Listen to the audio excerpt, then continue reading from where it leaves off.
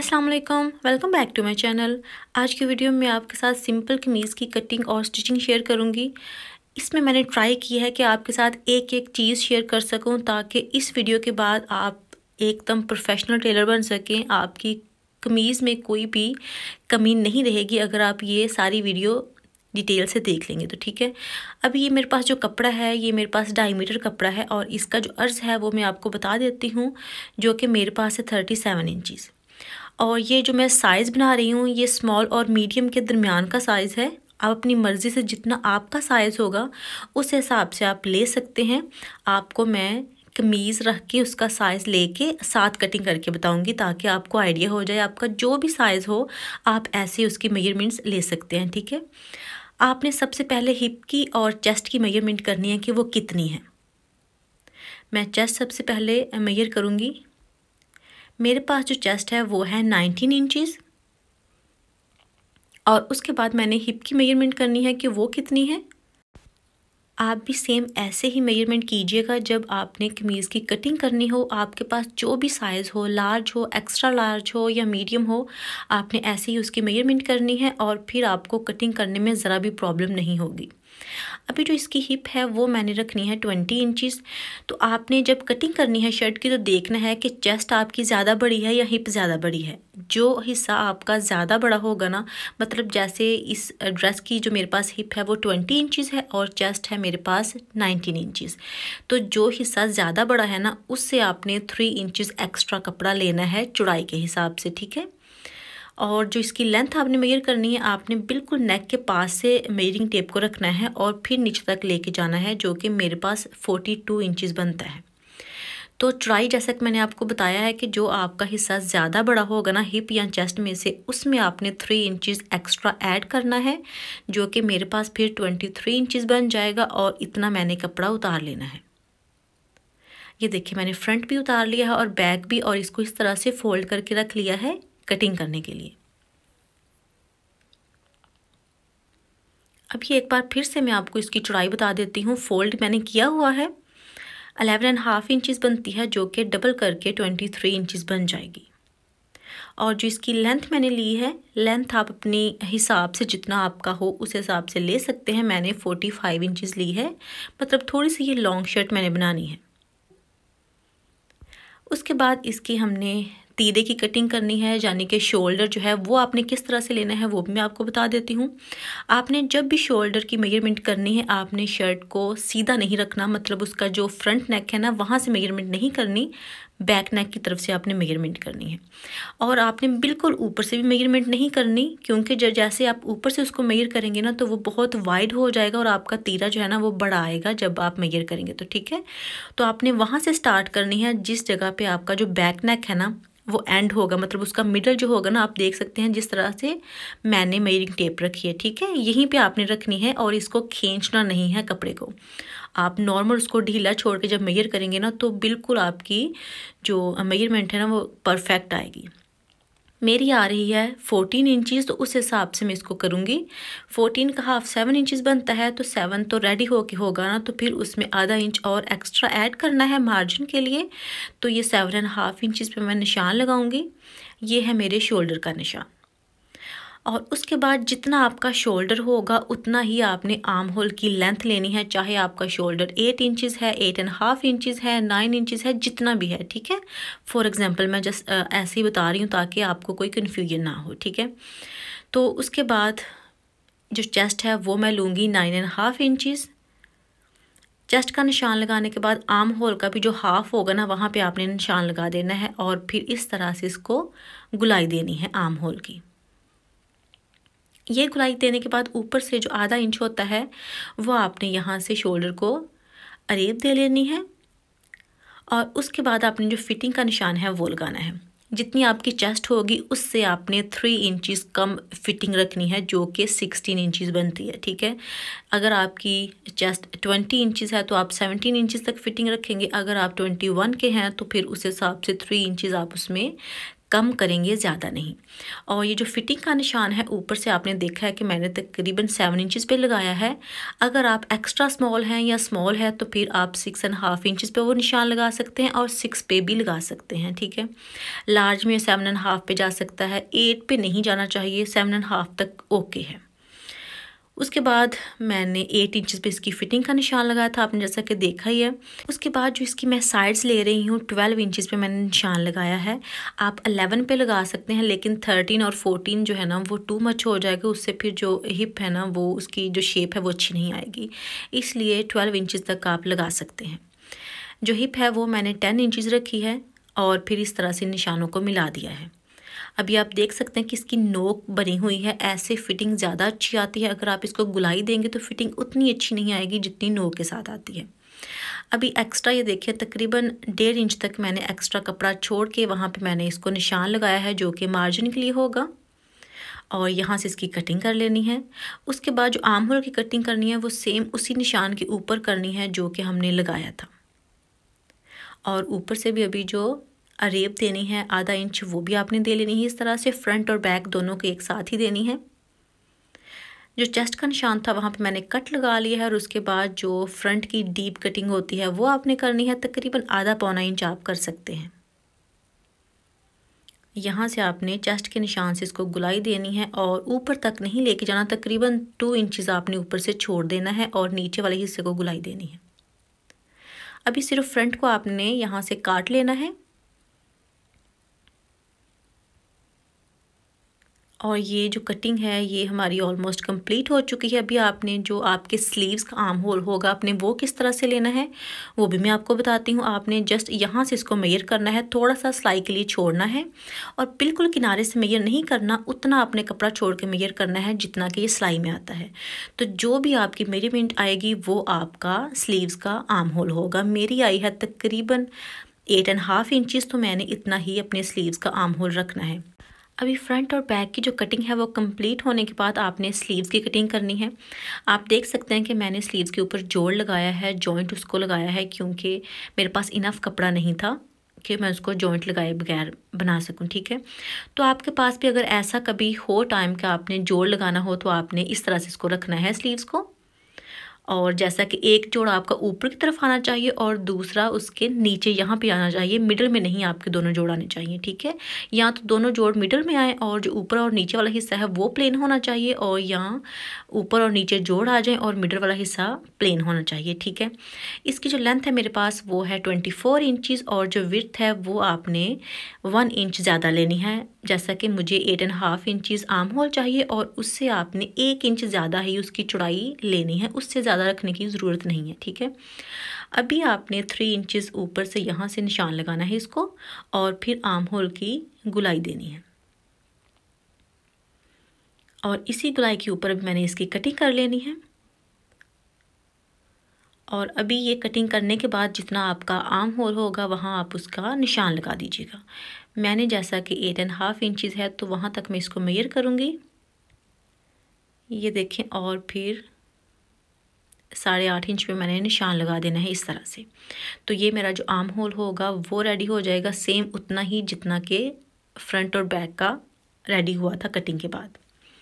अभी फ्रंट से आपने स्लीव्स कितने तंग रखने हैं कितने खुले रखने हैं वैसे ये आपकी मर्ज़ी है, लेकिन मैंने आगे से तंग रखने हैं, उस हिसाब से आपको बता देती हूँ। मैंने इसकी जो चौड़ाई आगे से रखनी है 4 इंचज़ रखनी है, तो मैंने 4 इंचज़ पे यहाँ निशान लगाना है, और फिर इस निशान को और जो आर्म होल का निशान है इन दोनों को आपस में इस तरह से मिलाना है, और ये इसकी फिटिंग लाइन हो जाएगी, मतलब इस जगह पे इसके सिलाई आएगी, ठीक है।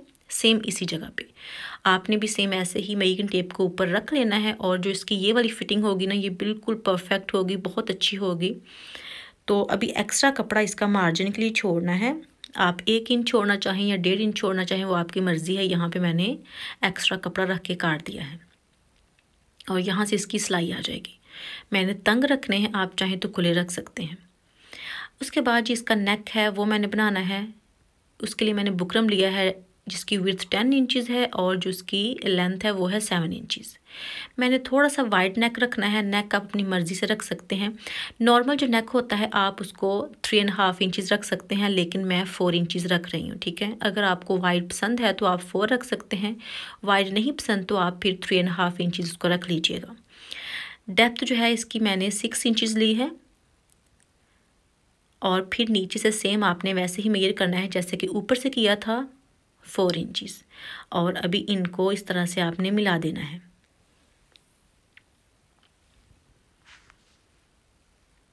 ये मिलाने के बाद फिर आपने जो इसका कॉर्नर है वहाँ से तकरीबन 1.5 इंचेस पे आपने ये निशान लगाना है, ये देखें, और फिर यहाँ तक गुलाई देनी है।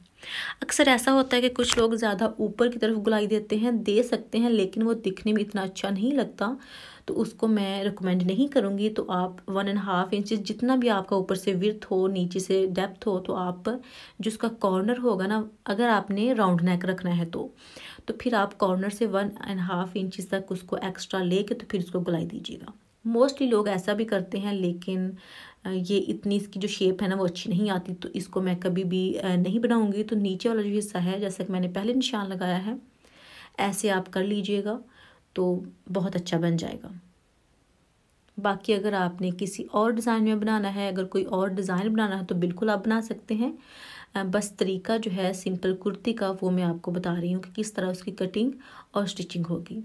ये देखें, इस तरह से इसकी कुछ शेप आ गई है। और अभी एक्स्ट्रा जो आपने इसको काटना है वो देख लें, तकरीबन 1 इंच या 1.25 इंच तक तो आप उसको काट लीजिएगा। नेक को मैंने काट लिया। अभी मैंने कपड़ा लिया है और उसके ऊपर इसको पेस्ट कर देना है। ये देखिए, मैंने पेस्ट कर दिया था और थोड़ा थोड़ा कपड़ा मैंने एक्स्ट्रा छोड़ के उसको भी प्रेस कर लिया है। यहाँ से आप देख सकते हैं ऊपर से तकरीबन आधा इंच से भी थोड़ा सा कम कपड़ा है जो कि मैंने छोड़ा है, तो ये छोड़ लेंगे तो बेहतर है, इससे भी अच्छा होता है। उसके बाद ये देखिए, मैंने इसको सिलाई लगा लिया। यहाँ पे अभी आपने कमीज़ की फ्रंट लेनी है और उसको आपने उसके ऊपर लगाना है नेक को, ठीक है। फ्रंट की सीधी साइड पे मैंने नेक रखना है। और ये देखें, यहाँ पे ज़रा आप चाहें तो पिन अप इसको कर सकते हैं ताकि ये मूव ना हो। अगर आप बिगनर्स हैं तो इसलिए इसके किनारों पे भी आप ज़रा लगा दें ताकि ये मूव ना हो और आपको सिलाई लगाने में आसानी रहे। और एक नीचे भी लगा दें ताकि आपको आसानी रहे सिलाई लगाने में। अब ये देखें जी, इसके बिल्कुल किनारे किनारे पे मैंने सिलाई लगानी है, कपड़े के ऊपर, बुकरम के ऊपर नहीं लगानी। और ये देखें, ऐसे ही इसके राउंड आपने सिलाई लगाते जाना है। इसी दौरान अगर आप मेरे चैनल पे न्यू हैं, पहली बार वीडियो देख रहे हैं, तो प्लीज़ सब्सक्राइब ज़रूर कीजिएगा और लाइक लाजमी कीजिएगा। अभी ये सिलाई लगाने के बाद आपने जो इसका एक्स्ट्रा कपड़ा होगा उसको काट देना है अंदर से, वो भी मैं आपको बता देती हूँ। ये देखें जी, अभी इस तरह से थोड़ा थोड़ा कपड़ा आपने साथ छोड़ देना है, बहुत थोड़ा सा, आधे इंच से भी कम, और जो बाकी है उसको निकाल लेना है। और ये एक्स्ट्रा कपड़ा निकालने के बाद आपने इसमें कट दे देने हैं छोटे छोटे, ताकि जब इसको सीधा करें तो इसमें कपड़ा वगैरह जो है वो इकट्ठा नहीं हो, कोई जोल नहीं आए।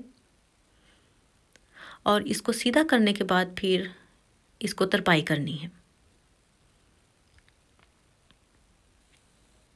ये देखें जी, अभी इसको फोल्ड करके यहाँ पे इसके तरपाई कर देनी है और फिर मैं आपको दिखाती हूँ। ये देखिए, तरपाई मैंने कर ली है। और तरपाई करने के बाद अभी इसकी जो बैक है कमीज़ की वो आपने लेनी है और उसका जो शोल्डर है वो आपने सिलाई कर देना है फ्रंट के साथ। एक बार आपको मैं सीधा करके भी दिखा देती हूँ ताकि आपके लिए आसानी रहे। यहाँ पे सिलाई लगानी है और फिर आपने यहाँ पे सिलाई लगानी है, ठीक है। सिलाई मैंने लगा ली है ऊपर से और उसके बाद आपने जो फिटिंग की सिलाई है वो लगानी है। एक तरफ तो ऑलरेडी जब हमने निशान लगाए थे कटिंग के लिए तो वो निशान लगे हुए हैं, जो दूसरी साइड है उसको आपने किस तरह से कवर करना है वो भी मैं आपको बता देती हूँ। ये ऑलरेडी डीप कट जिस जगह पे लगा हुआ है वहाँ से आपने मेजर करना है कि ये कितना आपने एक्स्ट्रा कपड़ा छोड़ा था। मेरे पास तकरीबन 1.25 इंच है, तो उस हिसाब से मैंने यहाँ पे निशान लगाया है और फिर इन निशानों को आपस में मिला देना है, चेस्ट के निशान को और फिटिंग के निशान को। तो ये लाइन आपने ड्रॉ कर लेनी है। उसके बाद आपने देखना है कि ये कितनी आपकी लेंथ है। मेरे पास है 12 इंचज़, तो इधर से भी आपने 12 इंचज़ कर लेनी है। और फिर आपने यहाँ से देखना है कि बाहर कितना फासला है। तकरीबन मेरा 1.5 इंच है, तो मैंने यहाँ से भी 1.5 इंच पे निशान लगा लेना है। और फिर इस निशान को फिटिंग के निशान से जब मिलाएंगे तो आपने लाइन जो है वो ड्रॉ कर लेनी है, और ये दोनों साइड्स की जो फिटिंग की सिलाई होगी ना, इस जगह पे आपने लगा लेनी है, ठीक है। तो ये सेम निशान हो जाएंगे जैसे कि दूसरी तरफ लगे हुए हैं, इस तरफ भी। अभी यहाँ पे इसको सिलाई कर लेना है आपने। ये सिलाई करने के बाद आपने जो बैक नेक है वो बनाना है। बैक नेक की वीडियो ऑलरेडी मेरे चैनल पे है, ये देखें, आप वीडियोस पे जाके इसको चेक कर सकते हैं। लिंक मैं आपको डिस्क्रिप्शन में दे दूंगी, क्योंकि अगर अभी मैंने बनाया तो फिर वीडियो बहुत लंबी हो जाती है। तो आप बैक नेक की वीडियो जो है वो देख लीजिएगा। इसकी मैंने कटिंग कर लेनी है। मैंने इसकी कटिंग बहुत डीप नहीं करनी, क्योंकि बैक नेक जो है मुझे ज़्यादा डीप नहीं पसंद, मैंने इसको थोड़ा छोटा ही रखना है। बाकी जितना आपको पसंद हो आप उतना कर सकते हैं। और बैक नेक किस तरह से बनाना है, अगर आप बिगनर्स हैं तो फिर आप मेरी वीडियो देख लें तो आपको आसानी हो जाएगी। वहाँ भी मैंने बहुत आसानी के साथ ट्राई की है समझाने की। अभी जी बैक नेक मैंने बना लिया है। उसके बाद क्या करना है कि जो स्लीव्स हैं वो रेडी करने हैं। स्लीव्स की कटिंग ऑलरेडी हमने कर ली थी। फ्रंट से इसको मैंने तरपाई करनी है। आप चाहें तो सिलाई लगा सकते हैं, पल्टा लगा सकते हैं, पाइपिंग कर सकते हैं, जो आपको अच्छा लगे। तो मैंने सिंपल इसको तरपाई कर लेनी है।